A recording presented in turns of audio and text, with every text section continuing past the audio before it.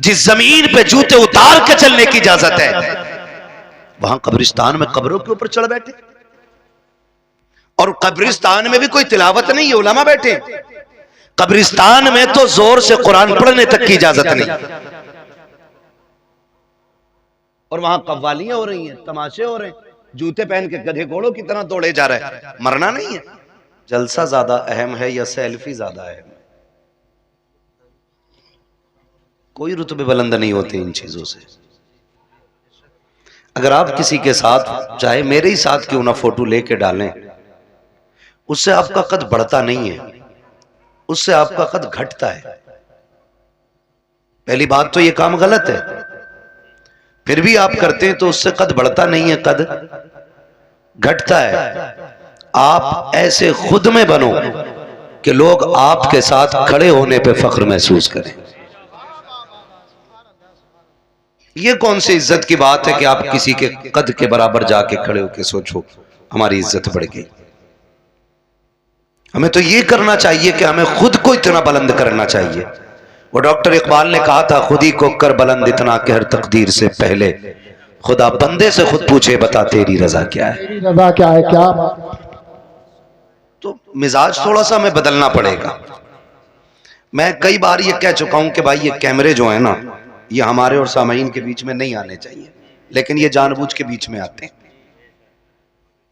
मेहरबानी किया करो भाई, एक बार की तुम भी समझ लिया करो जब कह दिया जाए तो। मैं अच्छा नहीं समझता हूं किसी को जलील करूं या किसी को रुसवा करूं, अच्छा नहीं लगता, लेकिन तकलीफ होती है। मैं तकरीर किसके सामने करूं? मैं इंटरव्यू तो देने नहीं बैठा हूं, मैं तकरीर करने के लिए बैठा हूं, और वो फिर दीवार बन जाती है कैमरों की तुम्हारी। तो मेहरबानी करें, आप आइंदा के लिए ख्याल रखिएगा। बस अभी जितने लोग मुझे दिख रहे हैं या मैं जिन्हें देख पा रहा हूं, उनसे मैं कहूंगा जरा कह दें या रसूल अल्लाह। पीछे वाले लोग कतई ऐसे बैठे हैं कि जैसे कबड्डी में आए बैठे हैं, कोई पछाड़ा जाएगा तभी हो होगी। हुजूर की महफिल है भाई, हुजूर की महफिल है। वो कहा था किसी ने, ये बज़्म में है यहाँ कोताह दस्ती में है महरूमी, जो बढ़कर खुद उठा ले हाथ में मीना उसी का है। ये मेरा इलाका जरूर है, लेकिन वो मैं कमनसीब आदमी हूं कि जो मैं अपने इलाके को भी वक्त ज्यादा नहीं दे पाता हूं। डॉक्टर साहब किबला और हमारे हज साहब, इन लोगों के कहने की वजह से इनका इसरार हाजिरी हुई है। तो मैं ये समझता हूं कि अगर ये बुलाने वाले इतने अच्छे हैं तो उम्मीद है सुनने वाले भी अच्छे ही होंगे, है ना? तो अब चूंकि तालीम का दौर है, अब सर ना हिलाएं, जबान हिलाएं। जबान हिला सकते हैं ना? जरा कह दें या रसूल अल्लाह, या रसूल अल्लाह, और जोर से या रसूल अल्लाह। खुदा सलामत रखे। ये मिलक की सरजमीन है ना, लालू वाले की मिलक, ये तिगरी की मिलक, ये लालू वाले की मिलक है। हाँ, दो मिलक कही है ना, ये तिगरी वाली भी है, लालू वाले की भी है, तो हमें कंफ्यूजिंग हो जाती है उसमें, पता नहीं कौन सी वाली मिलक में बैठे। लालू वाले की मिलक है ये। खुदा आपको सलामत रखे और मोहब्बतों का शुक्रिया जिस मोहब्बत से आप आए बैठे हैं। अल्लाह करे कि जितनी देर बैठे ये सोच के बैठे कि हमें कुछ ना कुछ हासिल करना है। यही है आरज़ू तालीम कुरान आम हो जाए, हर एक परचम से ऊंचा परचम इस्लाम हो जाए। ये इदारे, ये मदरसे, ये उलमा की मेहनतें सिर्फ इसलिए होती हैं ताकि हमारी कोशिशों के सिले में खुदा हर शख्स तक कुरान की तालीम को आम कर दे। और वो लोग भी मुबारकबाद के मुस्तहिक हैं जो लोग इन पढ़ने वालों का ताउन करते हैं, चाहे वो मदरसे की इमारत बनाकर हो, या उस्ताज की तनख्वाह दे करके हो, या कुरान पढ़ने पढ़ाने वालों को खाना खिला करके हो। ये इतनी बड़ी इबादत है कि इसकी कीमत मैदान क़यामत में पता चलेगी। आज जो जमींदार हैं, जो पैसे वाले हैं, जो ठेकेदार हैं, उनका मिजाज थोड़ा सा अलग होता है। वो कहते हैं यार क्या है ये हाफिजी लोग, क्या है ये मौलाना लोग। जानते हो जहां बैठ के कुरान वाले ने कुरान पढ़ा था ना, अल्लाह क़यामत में उस जमीन की मिट्टी उठवाएगा और फरमाएगा ला के अब इसे तराजू में रखो। मालिक क्या होगा? कब इसके बदले में गुनाहगारों को जन्नत अता की जाएगी। इनके कदमों से लगने वाली मिट्टी इतनी बाबरकत होती है तो अंदाजा लगाइए ये कुरान पढ़ने वाले कितने बाबरकत होंगे, कितनी इज्जतें अल्लाह ने इनको बख्शी हैं। लेकिन हमारा तो मिजाज ही अलग है।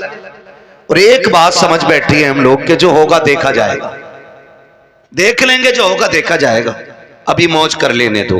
वो भाई किसी के बाप में दम नहीं है जो तख्ते लगने के बाद कुछ देख पाए, औकात नहीं है जो कब्र के अंधेरे को उजाले में बदलने की ताकत रखता हो। कब्रिस्तान जाते हैं आप लोग, देखें कब्रिस्तान, गए होंगे कभी कव्वाली सुनने? अक्सर मेले भी ना कब्रिस्तानों में, भोजपुर में उरस होता, उर्स थोड़ी हो रहे, उरस हो रहे। हाँ, पूरा कब्रिस्तान तमाशों से भरा रहता है, कब्रों पे लोग चढ़े रहते हैं। गैरत आती है यार, हम तो हुजूर के उम्मती हैं, क्या हमें कब्रों के भी एहतराम नहीं रहे? जिस जमीन पे जूते उतार के चलने की इजाजत है, वहां कब्रिस्तान में कब्रों के ऊपर चढ़ बैठे। और कब्रिस्तान में भी कोई तिलावत नहीं है, उलमा बैठे। कब्रिस्तान में तो जोर से कुरान पढ़ने तक की इजाजत नहीं। और वहां कव्वालियां हो रही हैं, तमाशे हो रहे हैं, जूते पहन के गधे घोड़ों की तरह दौड़े जा रहे हैं। मरना नहीं है, आना नहीं है कब्रिस्तान में एक दिन, ख्याल नहीं है कुछ भी हमें। ओ भाई, कब्र वो जगह है जहां सबको आके लेटना है। और किसी की कब्र ऐसी नहीं होगी कि किसी की कब्र में ईंट लग गई और किसी की में सोना लग गया, किसी की में लोहा लग गया। कब्र सारी कच्ची होनी है। तजर्बा ना हो तो कर लेना, कब्रिस्तान जाओगे पता चल जाएगा। हुए नाम वरबे निशां कैसे कैसे, जमी खा गई आसमां कैसे कैसे। सुभान अल्लाह, सुभान अल्लाह। सभी को मरना है, लेकिन तैयारी कोई नहीं है, कोई तैयारी नहीं। और कई बार तो सीधे मदरसे वालों को लोग गालियां देते, ताने देते, तरह तरह की बातें करते।